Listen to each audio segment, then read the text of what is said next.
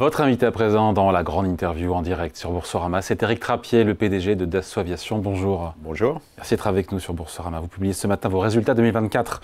Je donne les chiffres, les principaux chiffres. Chiffre d'affaires en super aux attentes, en hausse de 30% à 6,2 milliards d'euros. Je parle sous votre contrôle. Résultat net de 924 millions d'euros, plus 33%. Tous les indicateurs financiers sont en progression. Comment vous qualifiez ce millésime 2024 ? Déjà. C'est une bonne année parce qu'on a augmenté les livraisons de Rafale principalement. Donc notre effort, malgré encore des difficultés sur la supply chain, de faire de l'augmentation de cadence de Rafale fonctionne, marche. Et ça, c'est la montée en puissance. La montée en puissance se poursuit là, au rythme que vous souhaitiez. Au rythme que vous avez annoncé. l'on souhaite. C'est difficile, car il faut s'occuper de tous nos fournisseurs. Mais c'est quelque chose qu'on arrive à faire. Combien de Rafale vous produisez aujourd'hui par mois ? Aujourd'hui, on est dans la montée en cadence 3, mais on est encore en cadence 2 à la fin de la montée en puissance. Parce qu'une montée en puissance, c'est entre les premières usines et les dernières usines, il y a un cycle. Donc aujourd'hui, on a livré 21 Rafale en 2024. C'est beaucoup plus que l'année d'avant, et c'est moins que ce qu'on devrait livrer. 25 Rafale. Voilà, 25, on prévoit de livrer 25 Rafale, c'est-à-dire on monte la cadence petit à petit. Vous êtes à bloc, ça prend du dire temps. Comme ça. Ah oui, en tout cas, on se met en position d'augmenter. Mais si on devait encore augmenter, on pourrait le faire. C'est vrai, c'était ma question. Oui, parce qu'en réalité, l'important, c'est de pouvoir augmenter sur un temps long. Ça n'a pas de sens d'augmenter que sur 1 an ou 2 ans. L'industrie, elle a besoin d'avoir une anticipation. Et si on me dit qu'il y a des commandes de Rafale à venir pour les 20 ans à venir à un niveau de 3, 4, 5 par mois, on le fera. C'est possible. Ah, c'est tout à fait possible. Ça prend du temps. Par contre, on ne peut pas le faire en claquant des doigts. Ouais. Vous prévoyez donc une hausse de chiffre d'affaires pour 2025 à 6,5 milliards d'euros, 40 Falcon, 25 Rafale. Vous êtes vraiment totalement à l'aise, Éric Trappier, avec ces prévisions ? On n'est jamais à l'aise avec des prévisions. Il peut toujours se passer des choses. Oui. D'ailleurs, j'ai mis une réserve sur la problématique des droits de douane que les Américains prévoient de mettre. Donc, à cette réserve près, je suis assez confiant sur la tenue de ce target. Ouais. Les jets d'affaires, la demande est conforme à vos attentes ? La demande est là. On est dans une phase de nouveaux avions en cours de production, avec le 6X qui vient d'arriver en 2024, avec le 10X qu'on continue de développer et qui devrait arriver pour fin 2027. On est dans cette phase de développer des nouveaux avions. Les commandes sont au rendez-vous, encore une fois ? Les commandes sont au rendez-vous. Ce qui est moins au rendez-vous, c'est la capacité à produire, parce que là aussi on a des difficultés dans notre supply chain civile, qui est en partie la même que la supply chain militaire, mais on se fournit aussi un peu aux États-Unis.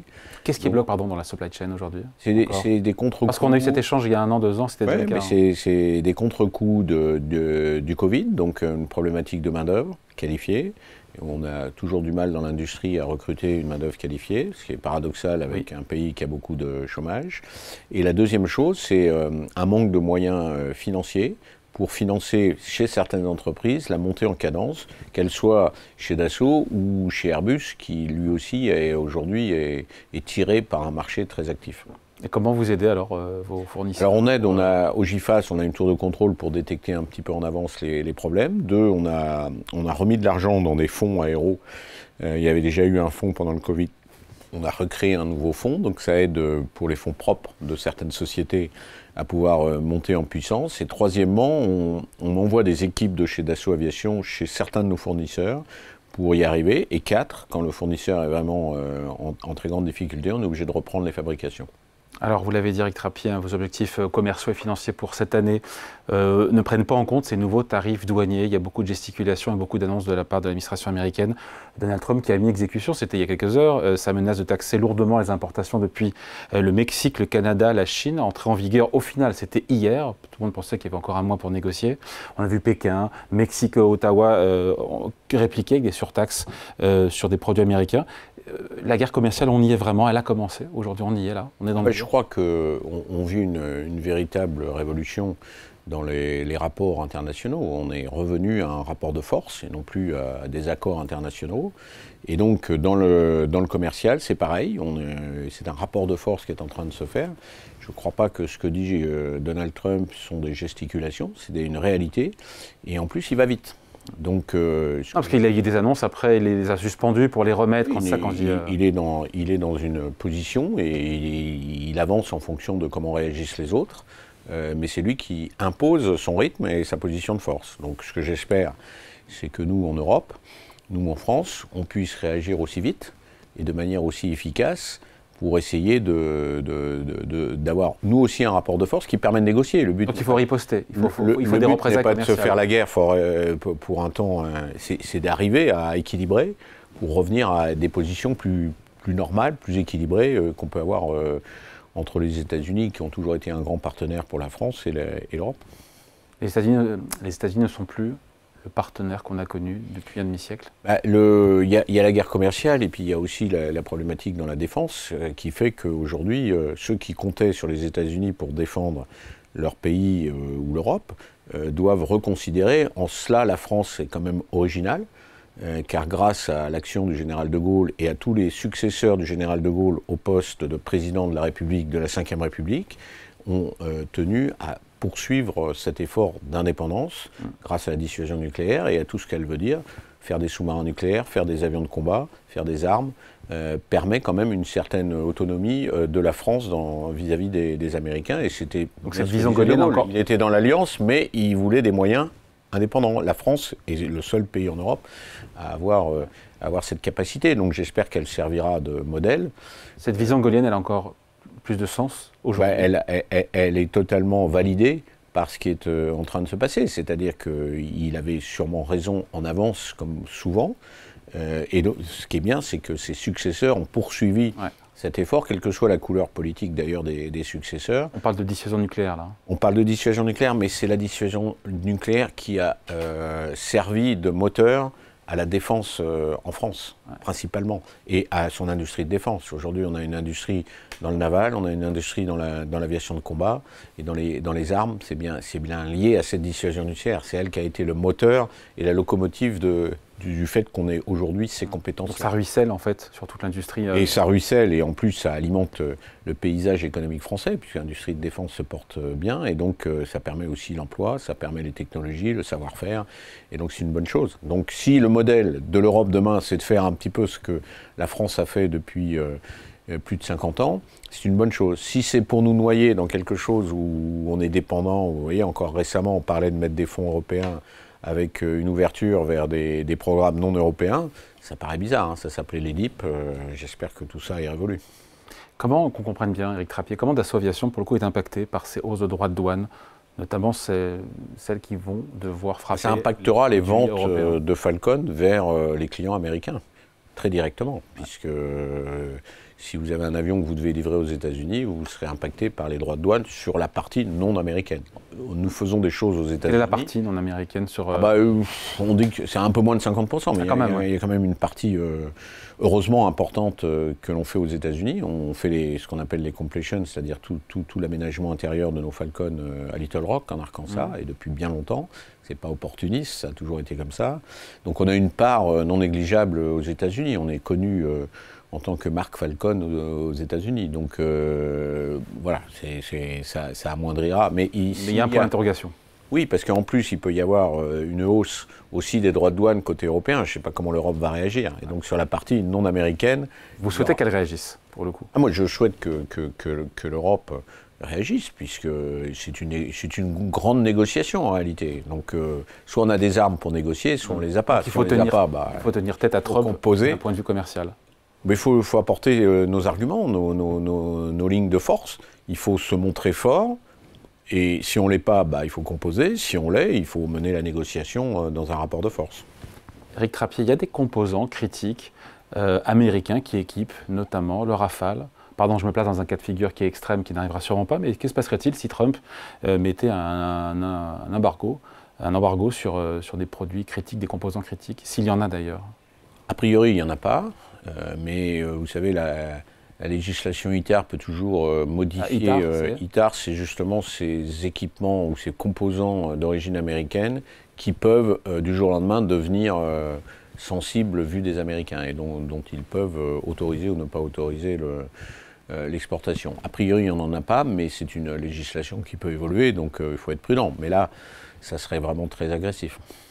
Le président de la République, dans des confidences au Figaro, veut augmenter le budget des armées, qui aujourd'hui est de 2,1%, pour le passer à 3,5% du PIB. Vous y êtes favorable, j'imagine, mais est-ce que ça ferait changer de dimension, ça nous ferait changer de dimension militaire? Je pense que ce que le président de la République a en tête, c'est de dire on va substituer un parapluie américain qui apparemment n'est plus totalement étanche. C'est terminé ce parapluie. Par un parapluie européen. Un parapluie européen composé de toutes les composantes des pays européens qui aujourd'hui se satisfont d'acheter sur étagère aux États-Unis plutôt que de contribuer à développer. Donc c'est le 3,5% pour la France, c'est très bien, qui déjà est en avance sur les autres compte tenu de cette histoire dont on se rappelait issue de la politique gaullienne sur le sujet. Nous on augmente, mais il faut que les autres aussi augmentent et qu'ils dépensent plutôt en Europe qu'ailleurs. J'ai les chiffres, c'est plus de 55% des importations européennes en matière de militaires qui viennent des États-Unis. C'est l'alpha et l'oméga, ça? C'est ce qu'il faut changer? Oui, alors le sujet, c'est que ça ne peut pas se faire de manière immédiate. C'est-à-dire que beaucoup de pays ont acheté américain, comment du jour au lendemain ils changent, comment ils se réorganisent, comment ils acquièrent les compétences pour arriver à faire. Ça va prendre des années. Nous, on n'est pas ce qu'on est aujourd'hui, c'est-à-dire une capacité de faire un Rafale ou de faire un successeur du Rafale demain. On sait le faire parce qu'on a 70 ans d'expérience derrière nous. Quelqu'un qui n'a pas cette expérience, ça va prendre du temps. Alors on peut faire des coopérations intelligentes, c'est-à-dire des coopérations dans lesquelles on laisse celui qui sait faire mener le projet et prendre des coopérants autour de lui. Ça marche. Mais si on doit tout réinventer du jour au lendemain, ça prendra beaucoup de temps. C'est pour ça que la Commission européenne vient de dévoiler ce plan, alors 800 milliards, il faut falloir nuancer un petit peu, pour muscler notre défense. D'ailleurs, plan qui sera proposé demain aux leaders européens qui sont réunis en sommet extraordinaire. L'Europe doit se réarmer, ça, on l'a compris, c'est inéluctable aujourd'hui. Oui, il y a, j'ai dit, une espèce de révolution qui est en train de se passer, de rupture par rapport à ce qui s'est passé après la Deuxième Guerre mondiale. Donc, il faut réorienter un certain nombre de choses. La Commission aujourd'hui n'a pas forcément complètement vocation à faire de la défense, vous le savez, dans les institutions européennes.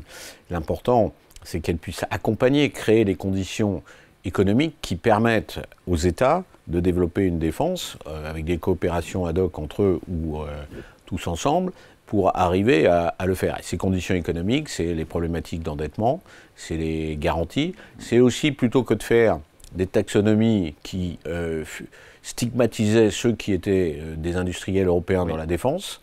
Au lieu de les stigmatiser, c'est d'aider la supply chain à pouvoir obtenir des financements. C'est-à-dire qu'au lieu de dire c'est mal de mettre de l'argent dans les industries de défense, il faudrait dire au contraire, vous devriez avoir un bonus et un intérêt supplémentaire à financer les industries de défense. C'est ça qui est... Donc l'Europe appuie à la fois sur le frein et l'accélérateur. Parce que d'un côté, une taxonomie... Oui, mais maintenant, il faut qu'ils appuient sur l'accélérateur et qu'ils enlèvent le frein à main. Il y a toujours des freins. L'Europe n'a pas simplifié.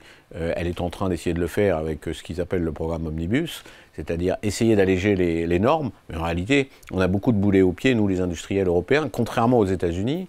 Et le problème, c'est la rapidité. Les États-Unis, vous voyez, en quelques jours... Je n'admire pas ce que fait Trump, je suis factuel. Les États-Unis changent vite et ça crée des dynamiques dans lesquelles l'innovation américaine, le développement américain, la production américaine réagit très vite. Et nous, on continue à faire des normes, on continue à faire des conditions qui ne sont pas favorables aux industriels. Les Européens achetaient notamment des avions et des produits militaires de défense américains parce qu'il y avait le parapluie de l'OTAN. C'est ça qui est en train de changer aujourd'hui. C'est-à-dire qu'en fait, les Américains sont en train de réduire la taille du parapluie et en même temps, on va continuer à leur acheter ou justement maintenant il faut acheter européen? Écoutez, je crois qu'en France, on a démontré qu'on savait faire une défense sans forcément systématiquement acheter aux Américains, ce qui n'empêche pas de pouvoir acheter aux Américains de temps en temps. Il n'y a pas de prohibition dans le domaine. Mais par contre, les autres Européens, il faudrait, comme je l'ai souvent dit depuis 20 ans, il y a une préférence américaine aux États-Unis, qui est appliquée, mais il y a aussi une préférence américaine en Europe. C'est ça qu'il faut changer. Il faut que la préférence américaine en Europe devienne une préférence européenne. Et comment on fait concrètement? Parce qu'encore une fois, on sait bien qu'aujourd'hui, les avions de combat, les F-35 sont achetés par les Anglais, les Italiens, les Hollandais, les Norvégiens, les Danois, les Finlandais. Les choses viennent de changer. Il y a une rupture là, on vit une rupture. Oui, il y a une rupture, c'est ce que j'appelle moi une espèce de révolution dans cette géopolitique mondiale. De la même manière qu'on n'est plus avec des institutions internationales, mais on est dans un rapport de force, on peut le déplorer, mais c'est la réalité, on ne peut pas nier la réalité. Rapport de force que nous impose le rapport de force mis en place par le président Trump. Donc il faut réagir à ce rapport de force. Encore une fois, si vous êtes faible face à ce rapport de force, bah, vous n'avez plus qu'à suivre. Si vous pouvez montrer que vous avez une certaine capacité à répondre, encore faut-il avoir vraiment cette capacité, vous pouvez rééquilibrer ce rapport de force. Il y a une volonté des gouvernements européens aujourd'hui. C'est ça la vraie question, elle est là. Qu'est-ce que veulent faire les États en Europe? La Commission représente une voix, mais elle n'est pas quand un pays veut acheter du F-35, il ne demande pas son avis à la Commission européenne. Exactement. Il achète du F-35. Et c'est normal, c'est écrit comme ça dans la Constitution. Il n'y a pas de préférence européenne, et il n'y a pas non plus d'ailleurs de conditions d'un marché de la défense en Europe. On en rêve depuis des décennies, mais ça ne s'est pas fait. Donc est-ce que demain, on va pouvoir le faire? Et est-ce que la Commission, dans ses prérogatives actuelles, peut le faire? La réponse n'est pas évidente à donner, elle est même négative aujourd'hui. Par contre, les États ont la capacité de réagir rapidement. Donc, est-ce que des pays qui achetaient systématiquement américains hier vont se mettre à acheter européens? J'attends de voir. Bon, et est-ce qu'il va falloir des regroupements entre industriels européens de la défense? Non, mais ça, qu'on a quand même, ça c'est une idiotie. C'est vrai? Je le dis très, très fortement. L'important, c'est les compétences. Si deux sociétés veulent se regrouper pour améliorer leurs capacités et leurs compétences, bravo, elles le font. Mais prenez Boeing. Boeing était une grande société. Est-ce que le fait d'avoir mergé avec McDonnell Douglas, qui savait faire aussi des beaux avions de combat, l'a rendue plus forte? C'est pas vrai. Donc de dire qu'on veut faire un Boeing européen, ça n'a pas de sens, déjà. Après qu'il y ait des sociétés en Europe, pour la plupart issus de l'ex-Europe de l'Est, avec des anciens arsenaux de type soviétique qu'il faut peut-être réorganiser, fusionner, c'est possible. Là, on n'a pas de... Mais l'important, c'est d'être capable de faire des armements de très bon niveau, des armes, des munitions, des avions, on ne sait pas tout faire. On ne sait pas tout faire, je pense aux drones par exemple. Mais en Europe, on saurait tout faire. Les drones de combat, on sait que la Belgique, la France, l'Espagne, l'Italie, Pays-Bas, Royaume-Uni, Pologne achètent donc les fameux Reaper. Les Reaper produits par Lockheed Martin, c'est du matériel américain. Pourquoi? C'est parce qu'on n'a pas l'équivalent? Alors, ce n'est pas fourni par Lockheed Martin, c'est fourni par General Atomic, mais c'est aussi une société très américaine.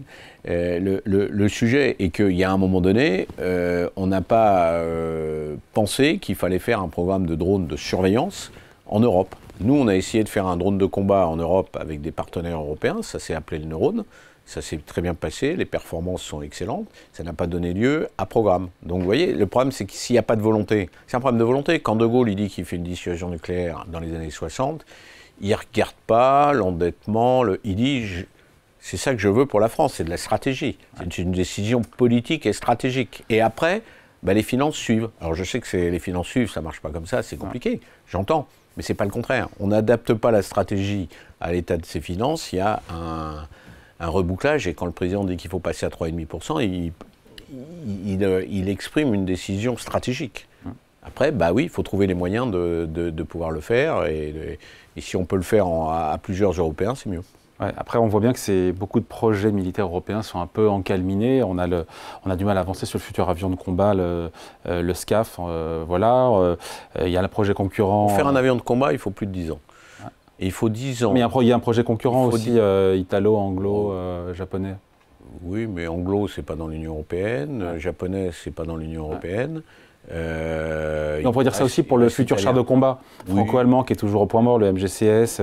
Voilà, est-ce que... Oui, parce que les Allemands ont développé au parallèle une logique autour de Rheinmetall, et une autre alliance avec les Italiens. Donc oui, il faut... Le problème, c'est que ces coopérations, il faut les structurer de manière efficace. C'est-à-dire désigner un leader, prendre des compétences là où elles sont, et le financer. Seulement, autant les Européens ne regardent pas ça quand ils achètent américain, autant quand ils veulent acheter dans un pays d'Europe, ils veulent avoir une part importante. C'est le fameux retour sur investissement, retour géographique. Mais ça ne marche pas comme ça. Il faut qu'à un moment donné, oui, on puisse permettre de faire travailler un certain nombre d'Européens quand c'est un projet européen, mais il ne faut pas sacrifier au geo-return, comme on dit en anglais, au retour géographique, l'efficacité, parce qu'on ne fait pas des armes pour faire plaisir aux industriels, on fait des armes pour satisfaire les besoins opérationnels de nos armées. On dit que Donald Trump est un deal maker, mais quel est son projet géopolitique, géostratégique aujourd'hui, selon vous? Il faut lui demander à lui. Je pense que lui il a sûrement une stratégie. Il ne faut pas croire que l'homme est sans stratégie. C'est une stratégie qui se fait sûrement au fur et à mesure, mais il a sûrement une stratégie. Et pour l'instant, on voit que sa stratégie, c'est d'arrêter de subventionner la guerre en Ukraine, et donc il veut arrêter ça, par tous les moyens. Il demande aux Européens de même financer, mais en même temps on achète la moitié de notre matériel chez eux. On ne sait pas le faire. Parce que il pense qu'il sait qu'on ne sait pas le faire. À tort. Ou à raison. Pas, moi, si du jour au lendemain, les Européens sont prêts à mettre la somme équivalente que les États-Unis versaient pour faire la guerre en Ukraine. Je ne suis pas sûr de ça. D'ailleurs, honnêtement, il y a une convergence aujourd'hui pour dire que, dans certaines conditions, ce serait bien d'arrêter la guerre. Bon, avant de se quitter, Éric Trappier, je regardais, les résultats sont très bien accueillis aujourd'hui, plus de 5% de hausse du titre, plus forte hausse du SBF 120 depuis le début de l'année, 45% de hausse. L'action est proche de son plus haut historique. Oui, les 5% sont par rapport à hier, oui. Mais vous avez vu que pendant le week-end, il y a eu une très forte hausse. Donc depuis le 31 décembre 2024, c'est à pratiquement 50% de hausse du titre. Alors moi, je ne m'arrête pas toujours sur la hausse du titre, tant mieux si ça grimpe. Mais il y a une volonté de certains investisseurs de se dire, puisqu'on a une rupture avec les États-Unis, il est bon de venir investir dans les sociétés de défense en Europe, et particulièrement en France, parce qu'ils sont compétents. C'est-à-dire qu'on sait qu'ils auront des débouchés de marché, puisqu'ils savent faire. Donc si le marché grandit, comme ils savent faire, le business va grandir. Donc ils viennent acheter des actions chez Dassault comme chez Thales. Vous avez vu hier la forte progression aussi de Thales, on est fiers aussi d'être dans le capital de Thales et de faire en sorte que Thales se porte bien aussi. C'est 300 millions et quelques qui remontent dans vos résultats? J'ai plus le chiffre. C'est 500. 500, le milliard de résultats nets que l'on fait. Il y a la moitié. Moitié Dassault Aviation, moitié Thales. Donc l'euphorie boursière va se poursuivre sur les valeurs de défense notamment. C'est un bon signe, ça prouve qu'on croit au développement des industriels compétents dans le domaine de la défense. Bon, poids boursier à 23 milliards d'euros en capitalisation. Là, on est entré au CAC 40, c'est quelque chose, non? Vous en fichez, pourquoi pas? Ça nous est complètement égal. Ça ferait deux Dassault en plus. Hein. On a quand même l'actionnaire principal qui est le groupe et la famille Dassault. C'est ça qui est important pour nous. On sait qu'on est soutenu, on sait qu'on n'a pas besoin de toujours convaincre l'actionnaire qu'on va gagner un peu plus demain pour qu'il nous soit fidèle. Il y a une fidélité et un engagement sur du long terme. C'est ça qui est important. Allez, merci pour cet entretien avec vous. Éric Trappier, le PDG de Dassault Aviation. Entretien retrouvé en replay dès 14 h sur Boursorama. Merci à vous. Merci.